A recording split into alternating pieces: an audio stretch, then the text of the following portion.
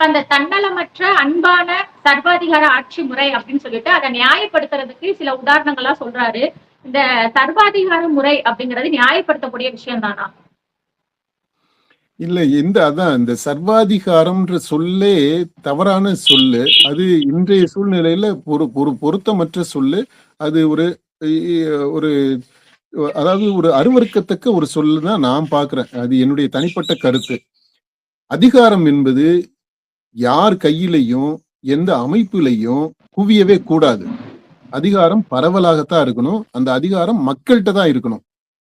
மக்களுடைய பிரதிநிதிகளாக சேர்ந்து ஒரு அதாவது மக்கள்கிட்ட இருக்கக்கூடிய அதிகாரத்தை நான் என்கிட்ட இருக்கக்கூடிய அதிகாரத்தை வாக்குரிமை மூலமா என்னுடைய பிரதிநிதிக்கு நான் கொடுக்குறேன்.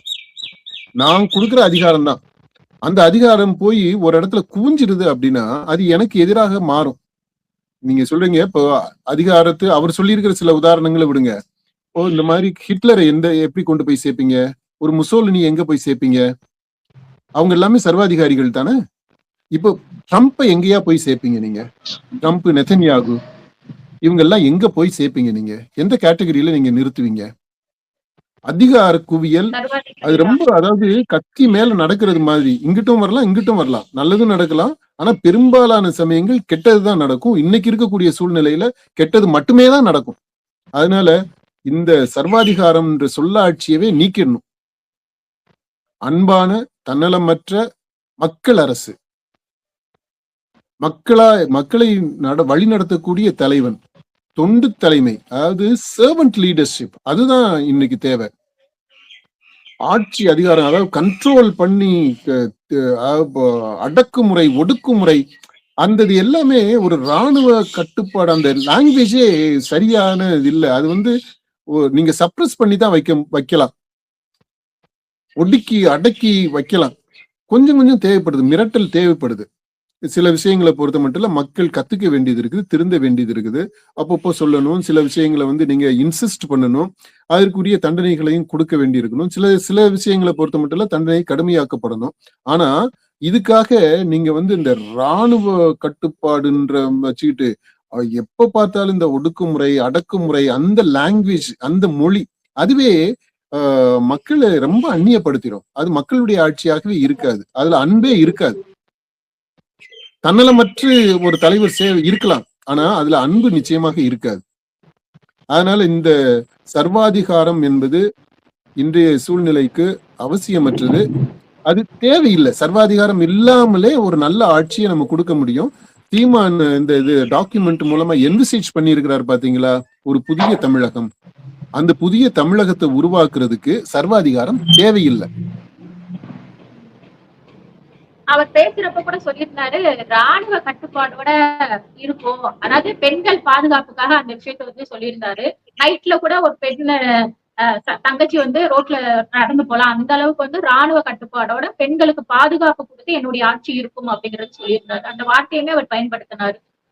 ஆமாங்க, அதாங்க, அதுதான் சொல்றேன். எனக்கு ரொம்ப எரிச்சலாவும் ஆகி போயிடுது, சலிப்பு தட்டிடுச்சு. இந்த பெண்கள் என்ன நகையை பூரா அப்படி கழுத்து பூரா நகையை மாட்டிக்கிட்டு நடு ராத்திரில ரோட்ல போறதுக்கு அப்படி எல்லாம் உதாரணங்கள் சொல்லிக்கிட்டு கேட்டு கேட்டு அலுத்து போயிடுச்சு. அது முக்கியம் இல்லைங்க. பாயிண்ட் என்ன அப்படின்னா, பாதுகாப்பு எல்லாருக்குமே தேவைப்படுது.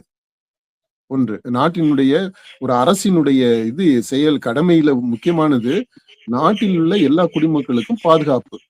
ஆண்கள், பெண்கள், குழந்தைகள், சிறுவர்கள், எல்லாருக்குமே, முதியவர்கள் எல்லாருக்குமே பாதுகாப்பு கொடுக்க வேண்டியது முக்கியம். இரண்டாவது, இந்த பெண்களுக்கு சிறப்பு பாதுகாப்பு எதுக்கு தேவைப்படுது? அப்படி எதுக்கு ஒரு சமுதாயத்தை நீங்க வச்சிருக்கிறீங்க? பெண்களை நீங்க வலிய போய் பாதுகாப்பு கொடுக்கணும். இப்ப இந்த விஜய் எல்லாம் அவருடைய செயல் தேர்தல் சலுகைகள்ல சொல்றாப்புல, அந்த வண்டியில நான் பட்டனை வைப்பேன், இத பெல்ல வைப்பேன், அதை வைப்பேன், இதை வைப்பேன். இல்ல, என்னங்கடா பேசுறீங்க? பெண்களை எதுக்காக இவ்வளவு கையிலாதவர்களா, இயலாமை உள்ளவர்களா, வலுவற்றவர்களா ஏன் நீங்க ட்ரீட் பண்றீங்க? அப்ப மாற்று எங்க இருந்து வரணும்? நீ பட்டன் வைக்கிறதுல வந்துருமா? ஆட்டோல ஒரு பட்டனை வச்சுட்டா போதுமா? பெண்களுக்கு எதிராக இது பண்றவங்களை நீங்க தண்டிச்சிட்டீங்கன்னா போதுமா? கல்வி முக்கியம், குடும்பத்துல ஆரம்பிக்கணும். ஆம்பளை பிள்ளையும் பொம்பளை பிள்ளையும் ஒன்னா வளர்க்க தெரியாத பெற்றோர்களை வச்சுக்கிட்டு இருக்கிறோம் நம்ம. அந்த ஆண் பெண் வித்தியாசம்ன்றது, பெண் அடிமைத்தனம்ன்றது, பெண் வலுவற்றவள், பெண் பாதுகாக்கப்பட வேண்டியவள், பெண் கரையேற்றப்பட வேண்டியவள் அப்படின்றது வீட்டுல ஆரம்பிக்குது. அண்ணனுக்கும் தங்கச்சிக்கும், அக்காவுக்கும் தம்பிக்கும் அந்த உறவு இருக்கு பாருங்க. வீட்டுல பெத்தவங்க பொம்பளை பிள்ளைய எப்படி நடத்துறாங்க, ஆம்பளை பிள்ளைய எப்படி நடத்துறாங்கன்றது அங்க ஆரம்பிக்குது. அங்க இருந்துதான் மத்த மாற்றங்கள் எல்லாமே வரணும். அப்போ இதுல இந்த விஷயத்துக்கு நீங்க வெளியில இருந்துகிட்டு இந்த பண்பாட்டை மாற்றாம, குடும்ப அமைப்புல இருக்கக்கூடிய அந்த பார்வைகளை மாற்றாம, விழுமியங்களை மாற்றாம, நீங்க சட்டத்தை மட்டும் வச்சுட்டு நீங்க எந்த மாற்றத்தையும் கொண்டே வர முடியாது. அது ஒடுக்கிதான் வைக்கும், அடக்கி வைக்கும். அது எப்ப வேணாலும் வெளியில வரும், கொடூரமா வரும். அதுதான் நடந்துகிட்டு இருக்கு. அதனால இந்த பெண்களுக்கு சிறப்பு பாதுகாப்பு கொடுக்கறது, சிறப்பு சலுகை கொடுக்கறது அப்படின்றது எல்லாமே பெண்களை தொடர்ந்து முன்னேற விடாமல் பெண்களுடைய ஆளுமை வளர்ச்சியை கெடுக்கக்கூடிய விதத்துல, அதுக்கு தடை போடக்கூடிய விதத்துல ஆண்களுக்கு நீங்க தொடர்ந்து அடிமைகளாகவே இருக்கணும், இரண்டாந்தர குடிமக்களாகவே இருக்கணும், ஆண்களை சார்ந்தேதான் இருக்கணும் அப்படின்றத வலியுறுத்தக்கூடியதாக, அதை நிலைப்படுத்தக்கூடியதாக, அதை பெர்பச்சுவேட் பண்ணக்கூடியதாகத்தான் இந்த திட்டங்கள், இந்த பேச்சுகள் எல்லாமே இருக்கு. இது முற்றிலுமாக பெண் சமுதாயத்தால் எதிர்க்கப்பட வேண்டியது. கண்டிப்பா. இப்ப அவரே சொல்றப்போ இரவு நேரத்துல தைரியமா போறாங்கிறாரு. பகல் நேரத்துல போறப்ப கூட அநியாயங்கள் நடக்கதான் செய்யுது. இரவு நேரத்துல மட்டும் இல்ல. அப்ப அந்த சம்பவங்கள் நடக்காம தடுக்கிறதுக்கு என்ன வழி பண்ணணுமோ அதை தான் பண்ணணுமே தவிர, நைட்டு வந்து ஒரு பொண்ணு தனியா போறதுங்கிறது ஒரு பாதுகாப்பான விஷயமா இல்ல. கரெக்ட். அதான் அது வந்து வீட்டிலேயே ஆரம்பிக்கணும், பள்ளியில ஆரம்பிக்கணும். இந்த ஆண்களுக்கு தனிப்பள்ளி, பெண்களுக்கு தனிப்பள்ளி அப்படின்ற அந்த முறையை ஒழிச்சு கட்டணும். அப்படியெல்லாம் நிறைய மாற்றங்கள் தேவைப்படுது. அதாவது பெண்களை எம்பவர் பண்ணணும்பா, வலு உள்ளவர்களா மாத்தணும். அவர்கள் வலுவின்மைய நீங்க உறுதி செய்யறது மாதிரியே தொடர்ந்து நீங்க உங்களுடைய திட்டங்களை செஞ்சுக்கிட்டே வரக்கூடாது இல்லையா? அவங்கள வலு உள்ளவர்களா மாற்றுங்க, அவங்களை எதிர்த்து நிக்கக்கூடியவங்களா மாத்துங்க. அல்லது ஆண்களுடைய பார்வையையும் மாத்துங்க. டேய், உன் தங்கச்சிடா, உங்க அம்மாடா, நீ என்ன பண்ணுவ? அது ஏன் மற்ற பெண்கள்கிட்ட அப்படி ஒண்ணு அந்த அந்த அந்த மாதிரியான ஒரு பார்வை வர வைக்கணும்.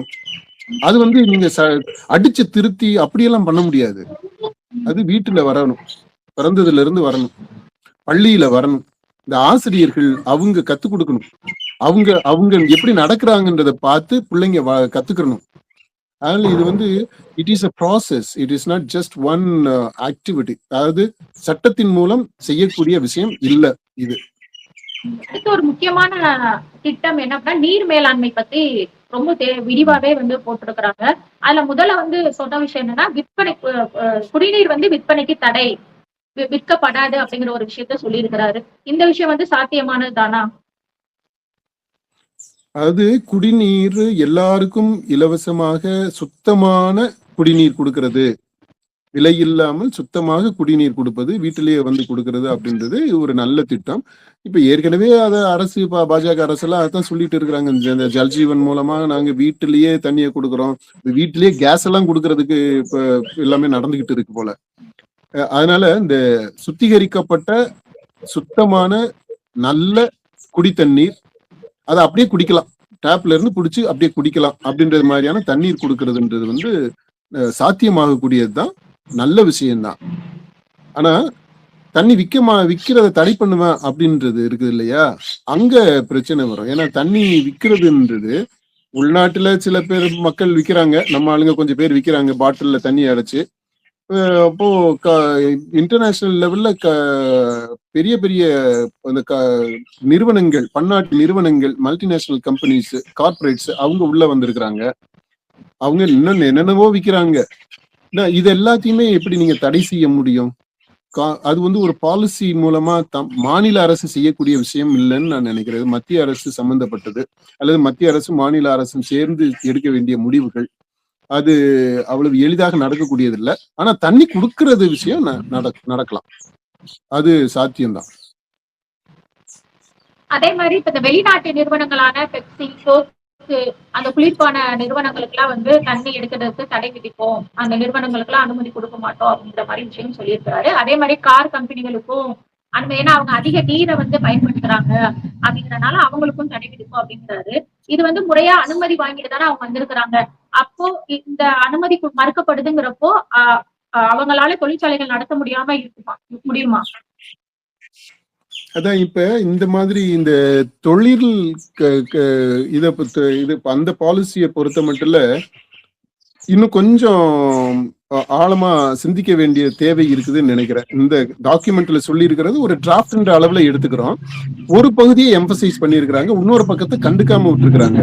ஏன்னா இன்றைக்கு தொழில் மட்டும் இல்லப்பா, எல்லா பொருட்களுமே சந்தைன்றது உலகமயமாக்கி இருக்கு, குளோபலைஸ் ஆகி இருக்குது சந்தை. இந்த சந்தையில இருக்கக்கூடிய பொருட்கள் எல்லாமே உலகமயமாக்கப்பட்ட பொருட்களாக இருக்கு. இப்படிப்பட்ட சூழ்நிலையில ஒரு மாநிலம், ஒரு சின்ன மாநிலம், ஒரு பெரிய நாட்டுல இருக்கக்கூடிய ஒரு சின்ன மாநிலம் நினைச்சா இது எல்லாத்தையுமே மாற்றிட முடியுமான்னா முடியாது. அந்த மாநிலத்தை பொறுத்த மட்டும் இதுக்கெல்லாம் தடை செய்ய முடியுமா அப்படின்னா சில விஷயங்களை தடை செய்ய முடியும், ஆனா எல்லாத்தையுமே செய்ய முடியாது. நீங்க எதெல்லாம் நீங்க இப்ப இந்த ஃபாரின் இந்த கார்பரேட்ஸ் சரக்கு வரக்கூடாது, எதெல்லாம் தடுப்பீங்க? பெப்சிகோக்காக சொல்லிட்டீங்க. நீங்க பல்லு விளக்குற டூத் பேஸ்டுக்கு என்ன பண்ணுவீங்க? அது எங்க இருந்து வருது? நீங்க நீங்க பயன்படுத்துற பொருட்களை எடுத்துக்கங்க. ஏறத்தாழ எல்லாமே வெளிநாட்டு கம்பெனிகளால அல்லது அவங்களுடைய தொடர்போட பங்களிப்போட நடக்கக்கூடிய விஷயங்களா தான் இருக்கு. என்னப்ப எந்த இடத்துல நீங்க சுயமாக சொந்தமாக நீங்க மட்டுமே தயாரிக்கக்கூடிய பொருள்? அப்ப எல்லாமே மாட்டு வண்டியில போக வேண்டியதான். இப்ப இன்னைக்கு மாட்டு வண்டியை செய்யறதுனாலுமே கூட அதுக்கு தேவையான பொருட்கள் எல்லாம் இறக்குமதி செய்யறது மாதிரி ஆகி போயிடுச்சு. அதனால இதெல்லாம் நடைமுறைக்கு ஒவ்வாத விஷயங்களா இருக்குது நிறைய. இதுல எம்பசைஸ் பண்றது நல்லா இருக்கு. நம்ம தொழில் அதாவது மண்ணோடு சேர்ந்த வளத்தோடு சேர்ந்த தொழில்களை உருவாக்குவது அப்படின்றது அது சூப்பரான கான்செப்ட். அதுக்கு முக்கியத்துவம் கொடுப்போம். ஆனா அதே சமயத்துல இந்த வெளியில இருந்து வரக்கூடிய பொருட்கள் இருக்குது இல்லையா, இந்த சந்தைப்படுத்துறது உலக சந்தையா நம்ம நாடு இருக்கு, தமிழ்நாடும் அதுல ஒரு பங்கா இருக்கு. இதை என்ன பண்ணணும்னா மக்களுக்கு ஒரு அவேர்னஸ் கொண்டு வந்து அடிப்படையாக இதுல இருந்து விடுபடுறதுக்கு கத்துக் கொடுக்கணும். மக்கள் வரணும், அதுல இருந்து கற்று மீண்டு வரணும். அப்ப சுயமாக நம்ம தயாரிக்கக்கூடிய பொருட்களை பயன்படுத்துறது, இந்த மாதிரி இது எல்லாத்தையும் செய்யலாம். ஒரு விதத்துல பார்க்கணும், இந்த RSS சித்தாந்தமே அதான சொல்றாங்க. ராஷ்டிரிய ஸ்வயம் சேவக் சங்கம் அவங்க சுதேசியாக உள்நாட்டுல தயார் பண்ண பொருட்களுக்கு முக்கியத்துவம் கொடுக்கணும் அப்படின்றது அதெல்லாமே இருக்கு. ஒரு விதத்துல அப்படி போற போக்குல பார்த்தோம் அப்படின்னா நிறைய இந்த RSS சித்தாந்தத்தோட ஒத்து போயிடுமோ அப்படின்ற ஒரு அச்சமும் இருக்கு. பிஜேபி மும்மொழி கொள்கை சொல்லிட்டு இருக்கு, மத்தவங்க எல்லாம் இருமொழி கொள்கையை சொல்றாங்க, இவர் ஒருமொழி கொள்கையை மட்டும்தான் அப்படின்னு சொல்லி சொல்றாரு. அதுக்கு ரொம்ப சரியான பாயிண்ட்னு நான் நினைக்கிறேன். அத முழுக்க சீமானுடைய கருத்தோட நான் தனிப்பட்ட அளவுல ஒத்து போறேன். அந்த கருத்து அதுதான் சரி. அதாவது ஒரு மொழிதான் தாய்மொழி, அந்த தாய்மொழியில கற்றுக்கிறது தான் சரியான செயல். அதுதான் அறிவை வளர்க்கிறதுக்கு உதவியாக இருக்கும். மற்ற மொழிகள் நீங்க எத்தனை மொழி வேணாலும் கத்துக்கலாம். அந்த இருமொழி கொள்கையெல்லாம் அந்த இவங்க பண்ற கூத்து இருக்குது, அந்த திமுக காரவங்க பண்றது இருமொழி கொள்கைன்னு ரொம்ப ரொம்ப நகைப்புக்குரிய விஷயங்கள்ப்பா. அது பண்றது எல்லாமே அதுல அவ்வளவு முரண்பாடுகள் இருக்கு. இப்ப சீமான் இதுலயுமே கூட இந்த கல்விக் கொள்கை வரும்போது அதுல நிறைய முரண்பாடுகள் இருக்கு. இப்ப கல்வி கொள்கை ஒரு மொழியில தான், தாய்மொழியில கற்றுக் கொடுக்குறோம்ப்பா. நீங்க இருக்கிற CBSE ஸ்கூல்ஸ் எல்லாம் க்ளோஸ் பண்ணிடுவீங்களா? பிரைவேட் ஸ்கூல்ஸ் எல்லாம் க்ளோஸ் பண்ணிடுவீங்களா? அங்க ஒரு மொழி கொள்கையை உங்களால நடைமுறைப்படுத்த முடியுமா?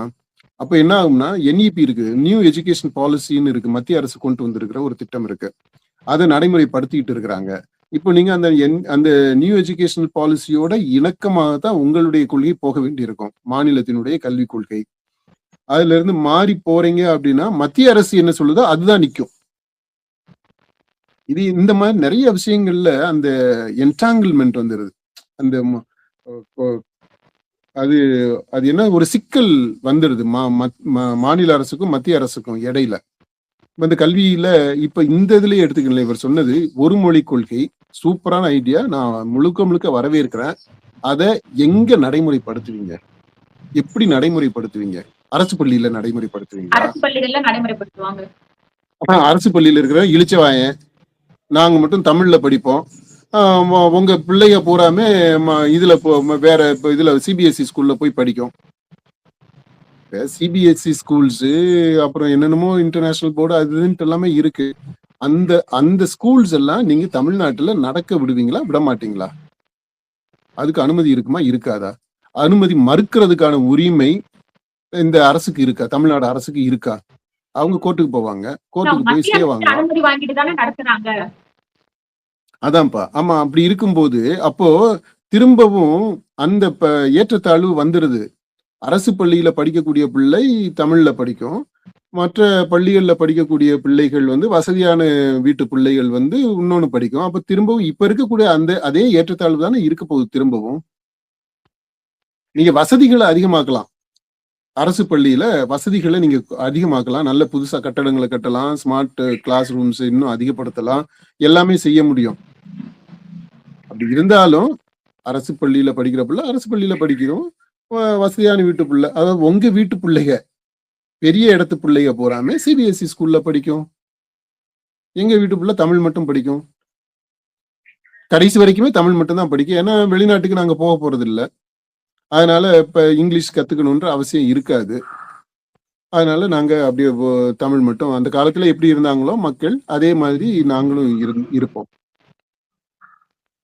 அல்ல, இதுல அந்த முரண்பாடு தெரியுது இல்லையா, அதைத்தான் நான் விளக்க விரும்புறேன். ஒரு மொழி கொள்கைக்கு முழுக்க முழுக்க ஆதரவு இருக்கு. நம்ம ஆதரிக்கணும், அதை கண்டிப்பா நடைமுறைப்படுத்தணும். ஆனா அதை நடைமுறைப்படுத்தும் போது திரும்பவும் இப்ப இருக்கக்கூடிய ஏழை பணக்காரன், வசதியானவங்க வசதி இல்லாதவங்க, அரசு பள்ளியில படிக்கிறவங்க, சிபிஎஸ்இ ஸ்கூல்ல படிக்கிறவங்க, தனியார் பள்ளியில படிக்கிறவங்க, இந்த மாதிரி இந்த அரசு நடத்தக்கூடிய பள்ளியில படிக்கிறவங்க அப்படின்ற அந்த வேறுபாடு கண்டிப்பாக இருக்கத்தான் செய்யும். நீங்க என்னதான் அரசு பள்ளிகளுக்கு வசதியை ஏற்படுத்தி கொடுத்தாலும், என்னதான் அரசு விடுதிகளை தனியார் விடுதிகளுக்கு ஈக்குவலா நீங்க கொண்டு வந்தாலும், இந்த சிபிஎஸ்இ ஸ்கூல்ஸ், அதாவது மாற்று கல்வி திட்டங்கள் இருக்கிறது வரைக்கும் இந்த வேறுபாடுகள் ஏற்றத்தாழ்வுகள் இருக்கத்தான் செய்யும். அதை மாத்தணும் அப்படின்னா இன்னும் கொஞ்சம் நீங்க அடுத்த கட்டமா நீங்க மூவ் ஆகணும். அந்த மாதிரி மூவ் ஆகுறதுக்கான பவர் இந்த மாநில அரசுக்கு இருக்குமா அப்படின்றது தெரியல, இப்போதைக்கு இல்ல.